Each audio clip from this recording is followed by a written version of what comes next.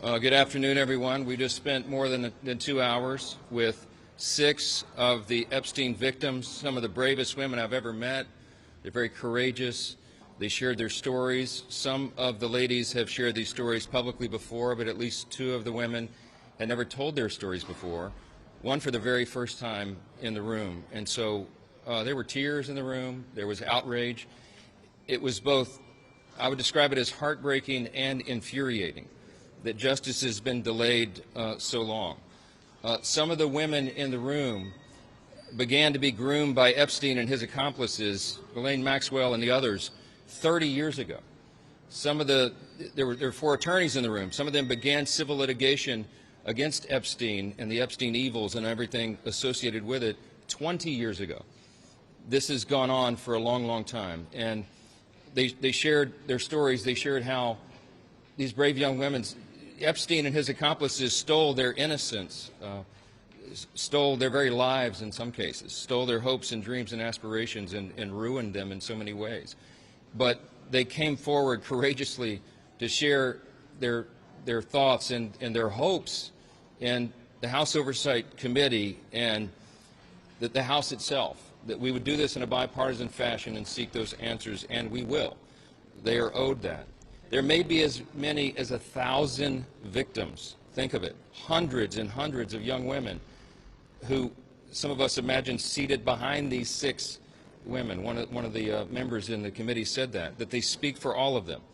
And it's been long, long overdue. So the objective here is not just to uncover, investigate the Epstein evils, but also to ensure that this never happens again, and ultimately to find out why justice has been delayed for these ladies for so very long. It is inexcusable, and it will stop now because the Congress is dialed in on this. I'm very grateful for the leadership of Chairman James Comer of the House Oversight Committee, who's with me here, and he's done an extraordinary job. August was a very busy district work period for so many members of Congress who were fanned out across the country in their districts doing town halls and business roundtables and constituent services. But our House Oversight Committee was working all along on their subpoenas. And I'll let him recount for you some of the great work that has already been done. But 34,000 Epstein documents have already been collected. We will not stop there. This is the beginning and not the end. And they are going through very carefully because we have 2 ultimate objectives here. We want to bring justice to every single person who was involved in the Epstein evils or the cover-up thereof, but we also want to be equally certain that we protect the innocent victims. Many of these young women, some of them are now middle-aged women, have never come forward. We do not want their names or identities to be uncovered carelessly or intentionally in any way. And so the House Oversight Committee, in a bipartisan fashion, is combing through these documents to ensure that we redact only the information related to the innocent victims themselves. We cannot be involved in subjecting them to any more harm. With that, I want to yield to our very able and very busy chairman for all the great work he's been doing, Jamie Comer. Well, thank you, Mr. Speaker. I'll just give a quick update. I think everyone knows who all we've subpoenaed thus far in the initial batch. We subpoenaed 6 former attorneys general as well as Bill Clinton and Hillary Clinton. We've expanded that to Alex Acosta. Acosta's coming in, I believe, September the 19th, 16th or 19th. We've got that date down. I know that we'll have a lot of questions for him with respect to an earlier Epstein prosecution that he was involved in when he was U.S. Attorney. We have the documents, the initial batch that had been sent by the White House. As you know, we also subpoenaed Pam Bondi for those documents. The White House is working with us. I want to publicly thank the White House for turning over so many documents thus far. We're in the process of uploading those documents for full transparency so everyone in America can see those documents. It's going to, as quick as we can get them uploaded, and as the Speaker said, there are 34,000 pages. So we're doing everything we can to get those uploaded. We want those to be public as soon as possible. And then we're going to continue to bring in more people. We learned of some additional names today. We're going to do everything we can to give the American public the transparency they seek, as well as provide accountability in memory of the victims who have already passed away, as well as those that were in the room, and many others who haven't come forward. So we're sincere about this. This was a 2.5-hour discussion. It was as bipartisan as anything I've seen in the 9 years I've been here. Appreciate the speaker for giving us the authority to seek out everything that I think you all want and the people that I talk to as I travel America want. And we're going to do everything we can to get the answers and to do it as soon as possible. I yield back. Question or two? Manu, go ahead. The president has repeatedly referred to this as the Epstein hoax. You just have talked to these victims. Is it a hoax?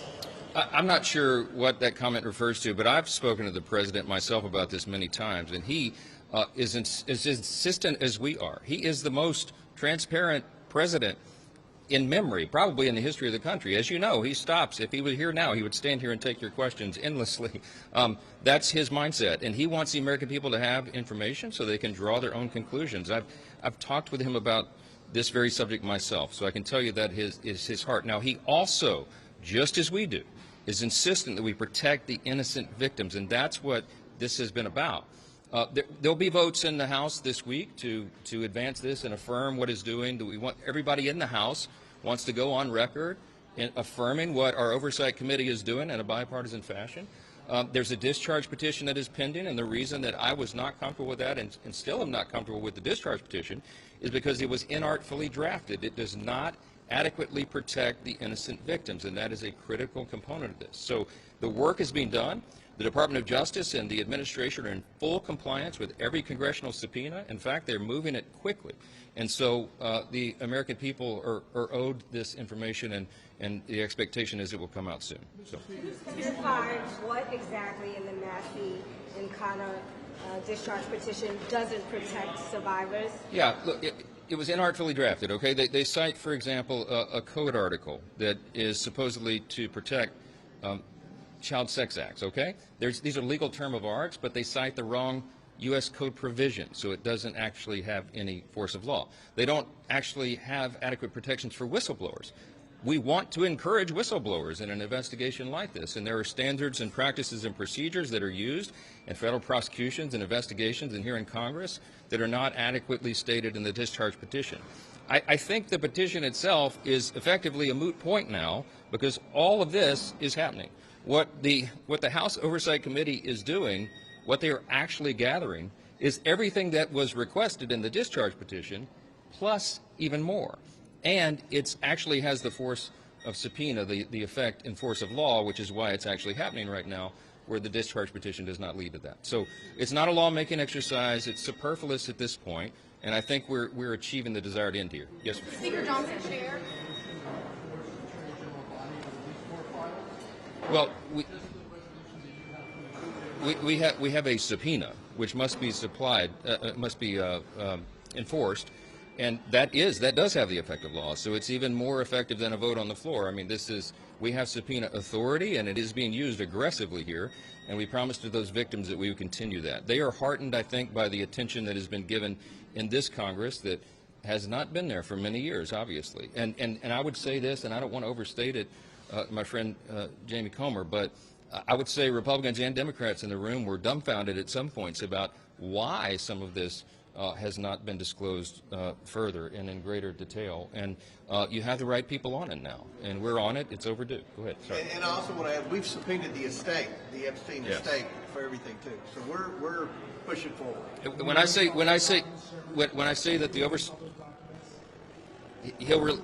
yes, the intention is to get them out for public release.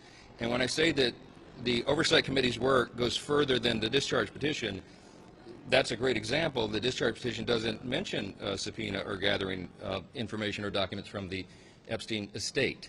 So there are other things that this committee, with its expertise and all of its lawyers and all the work, will be able to gather that wasn't even anticipated in this other pending measure. So, What's the plan to avoid a government shutdown in 4 weeks? What's the plan? Oh, you want to talk about that now? Okay. Look, we're working through the appropriations process. We have been in good faith. As you know, we passed a few of these bills off the floor already, and the Senate has done some work. They passed a few and a little minibus. We've got to get these two chambers together. Of course, we have the end of the fiscal year comes up, the end of this month, and no one desires a government shutdown. So we'll be working in earnest over the next few days and next couple of weeks to ensure that doesn't happen.